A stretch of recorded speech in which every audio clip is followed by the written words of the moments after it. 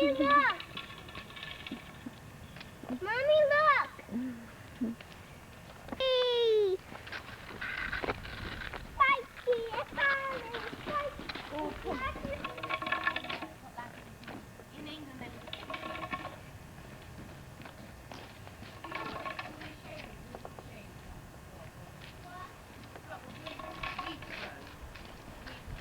Didn't get it.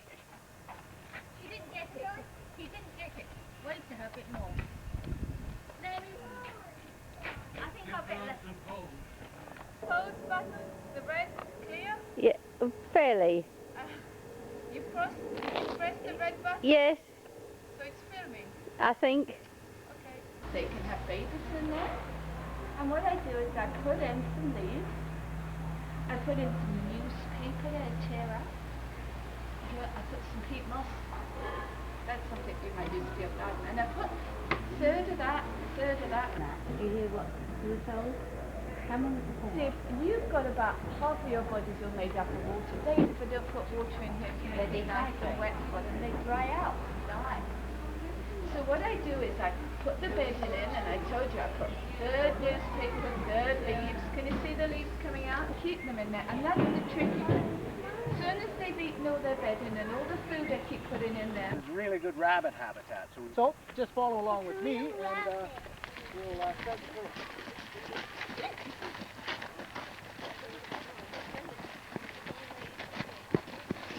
Come on, Mommy. Okay. Give me Mappy.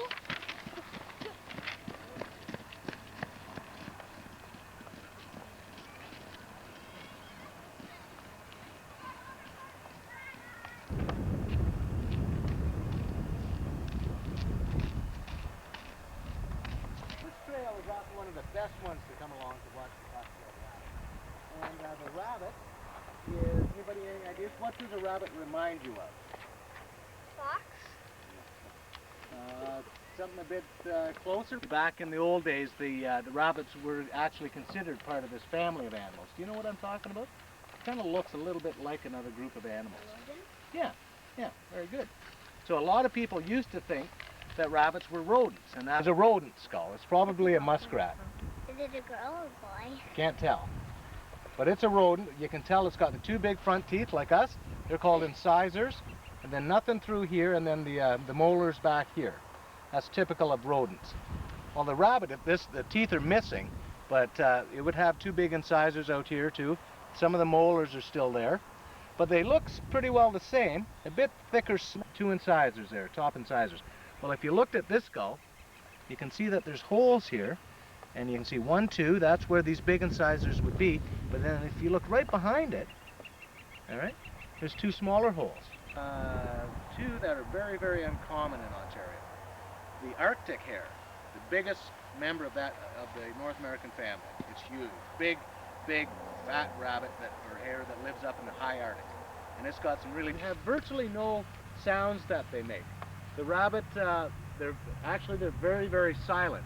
One of the few ways they do try to communicate is they'll thump their back feet if they're a little bit mad at, say, two males meet up together and he doesn't like them, so he might thump his feet to try to drive the other one away. But basically that's the only noise or communications they'll make. But there is one sound that they do make, and it's disturbed, because it's a fairly loud noise. And this really does sound a lot like the rabbit, and it's in the clutches of some kind of a predatory animal.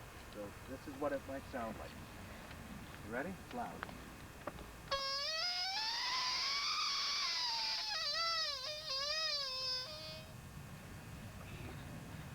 And if you believe that, you can hardly believe that a little wee cottontail rabbit could make a noise like that.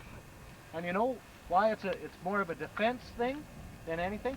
Imagine yourself as a fox, and you're as a fox, your hearing is just amazing. You live by, but it is a weird sound to hear it in the wilds. But if you do hear that, that's what it is. And most rabbits and hares